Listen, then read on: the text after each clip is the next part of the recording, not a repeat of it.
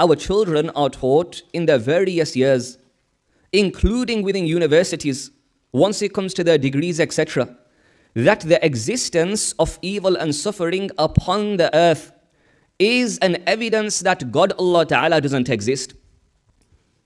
How do they come to this amazing conclusion like the remainder of the amazing conclusions? The answer is that they say, if Allah Subhanahu wa Ta'ala is the all-merciful and also the all-able, the all-powerful, then we would not find evil and suffering upon the earth. Why? Due to Allah Ta'ala's mercy, He would not want evil and suffering upon the earth. And due to Himself being the all-able, He would not allow evil and suffering upon the earth which He does not want and desire upon the earth.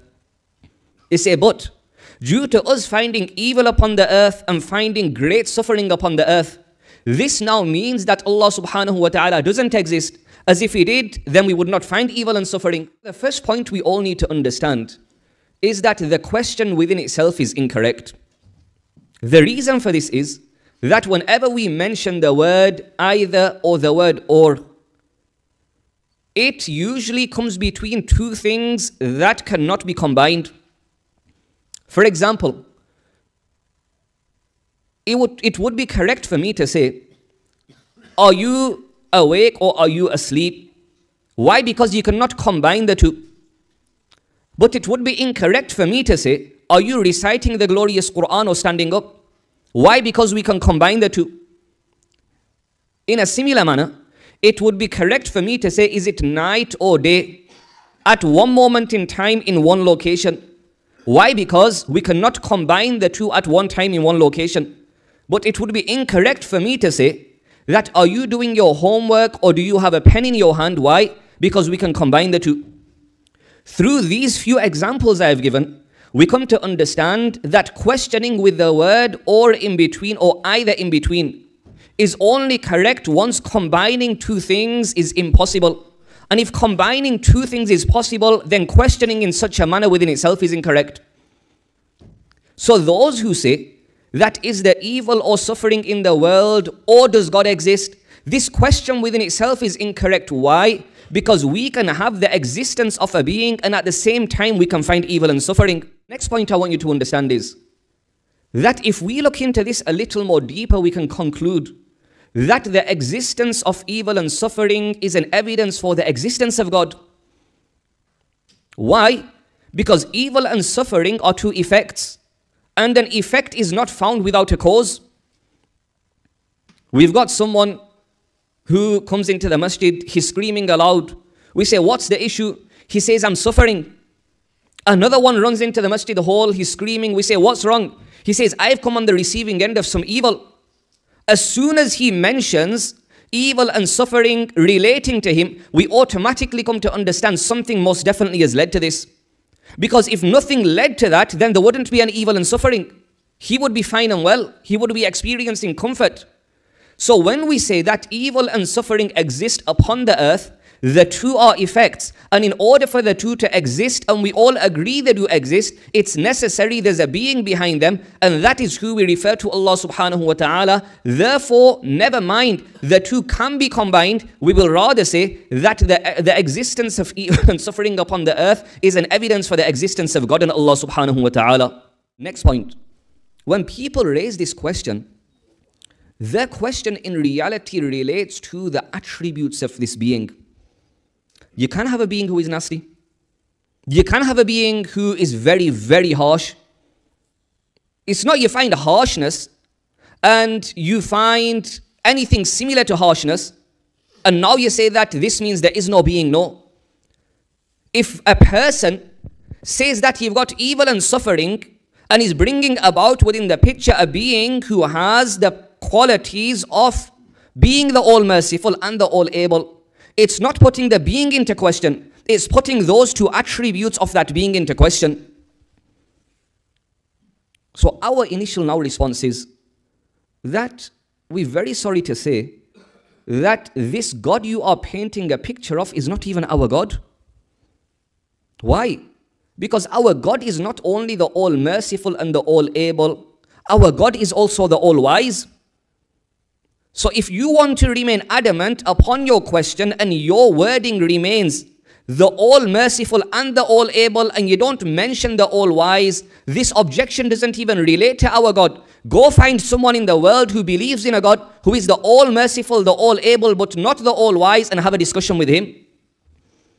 It's like someone comes into the masjid and they say, we've got an objection regarding Imam Sahib. We say, what's your objection? You say, our objection is that, just a random objection, he doesn't even wear a hat when he leads the prayer, so how can, we'll say, stop. This isn't our Imam Sahib. This might be the Imam of someone else in another masjid.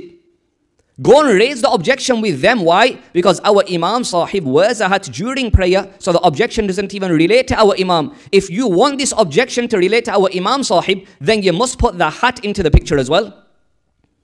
We say that if you want to object upon this God, who is the all-merciful, the all-able, but you are not accepting him to be the all-wise, go and find someone who believes in such a God. The objection doesn't relate to us. We don't need to answer to you. And if you really want to object regarding our God, Allah subhanahu wa ta'ala, and why evil and suffering exists upon the earth, now you must bring into the picture an additional attribute of Al-Hakim, Allah ta'ala being the all-wise. If they say no, we say, talk to someone else. If they say yes, the all-wise as well, we say, discussion finished. Why is the discussion finished? As soon as we bring about the wisdom of Allah Ta'ala into this picture, alongside the mercy and the ability of Allah Ta'ala, this now means every manner with which Allah Ta'ala deals with his creation most definitely has some wisdom behind it. Now the question is, what is that wisdom? Now let's pay attention to this. What is that wisdom? I say, logic is that we should not be able to relate to that wisdom. This is real faith. And this real faith is not blind faith. This real faith is true logical faith. Normally people think that this is a scapegoat, that there will be wisdom, but we can't understand. We say no. The reality is there is wisdom. And us not being able to relate to that wisdom is truly logical. Let me explain through an example. In the world we have seniors and juniors. So a junior, we will say, is a very, very young child, infant, say baby. And a senior is the parents of this child. Now, the parents, being the senior, most definitely will deal with this child in the manner they do so. Will we now expect that baby to be able to relate to the wisdom and the reason behind which the parents deal with that child? The answer is no. The child might want to extend its arms to a burning fire, assuming it to be everything. The parents will prevent it. The child cannot relate to the wisdom and the reason behind the mannerism with which the parent has dealt with it. The child will pick up a £10 note. Now the elders can't even rip them. They've made them so solid. Yes, but say we had the old one. A child picked it up. He was about to rip the note into half. The parents will stop it. Does the child understand? The child thinks it's been deprived. The child will cry. The child will scream. But despite that, the parents will take that note away. Why? Because it's common knowledge. It's totally logical that due to the juniority of this baby, it is unable to relate to the wisdom of the parent due to the seniority of the parent. Now, my question is that this is the case once it comes to junior and senior from the creation. Everyone says totally logical. Why? If someone came to me and told me of a child at that tender age and mentioned the child is able to relate to the wisdom behind which the parents deal with it in those particular manners, everyone will say that's absurd, that's illogical. So when this is the case between the junior and the senior within the creation, we cannot even draw a comparison to the creator and the creation. How can we then expect to comprehend the wisdom and the reason behind the mannerisms in which Allah Ta'ala deals with ourselves? So it's not blind faith, it's total, true, logical faith. What do we say? Once wisdom comes into the picture, now for us to relate to that wisdom is not necessary. Even if we don't know the reason, there most definitely is a reason behind it. Just like the parent being somewhat wise will definitely have a reason due to which He deals with the child in a particular manner. Allah Ta'ala is the all-wise, due to which He most definitely will have a reasonable reason for why we find evil and suffering upon the earth. Just because we cannot relate to it does not mean the wisdom doesn't exist. Next point I want you to understand is, do you know when we say evil and suffering is subjective?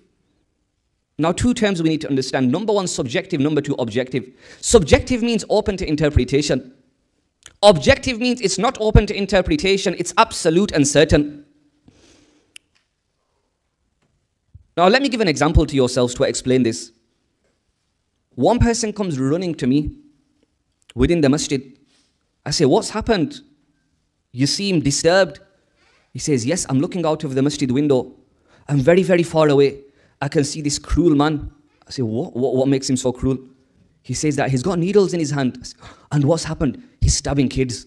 I say, Allahu Akbar. Another guy walks in after 5 minutes, and he sees that I'm in a situation which is more than disturbing for him. I'm about to have a panic attack. He says, Saifuddin, what happened? I say, that cruel guy outside. He's got needles, he's stabbing kids. He says, no. He's a wise doctor, he's injecting them with vaccines. One person assumes something to be evil and suffering, but the reality was totally contrary to that. Why? Because evil and suffering in reality is subjective. Only one from amongst many examples that can be given. What we assume to be evil and suffering can be totally opposite to that in the court of Allah subhanahu wa ta'ala. Even if someone says, no, evil and suffering is objective, which is wrong within itself, we can play along with them.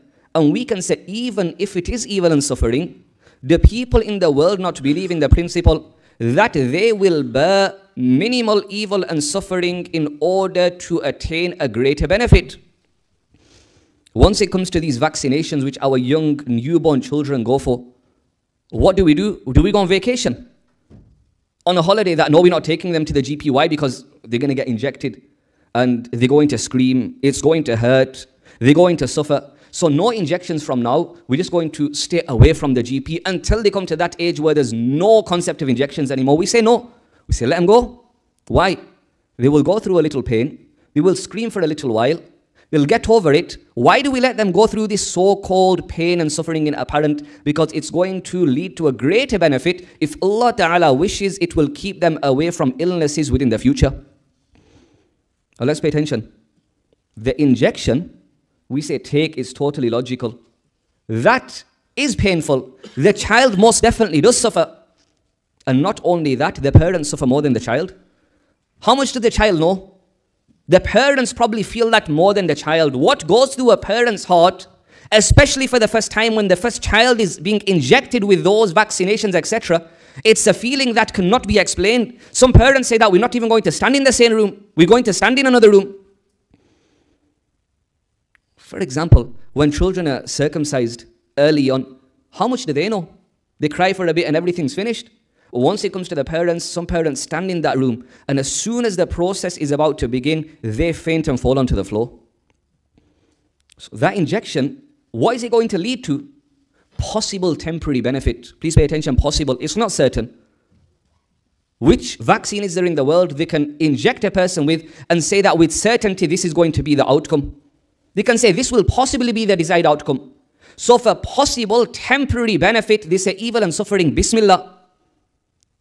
This so-called evil and suffering Allah Ta'ala puts people through during this worldly life of theirs, this is in order for them to gain certain benefit.